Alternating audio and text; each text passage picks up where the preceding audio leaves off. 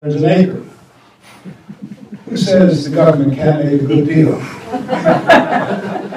Today, many people see Camp Pendleton as a buffer that protects them from the urban sprawl that seems to flow in all directions out of Los Angeles, and they are that indeed, but they're a great deal more.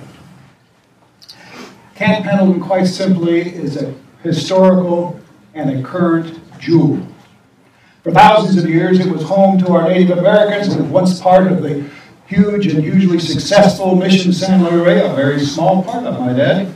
For 100 years before the Marines came, it was a thriving cattle ranch under the flags of both Mexico and the United States, and it's only in the last 75 years that it's been the world's largest amphibious training base.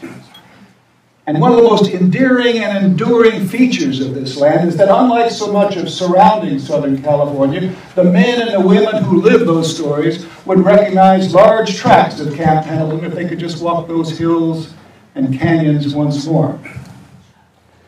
The Marines and sailors who trained at Camp Pendleton during the World War II fought their way across the Pacific at Bougainville and Guam and Roy Lemore and Saipan and Tinian and Iwo Jima and Okinawa. Their successors fought in the mountains of Korea, the jungles of Vietnam, the deserts of Kuwait and Iraq, and the poppy fields of Afghanistan.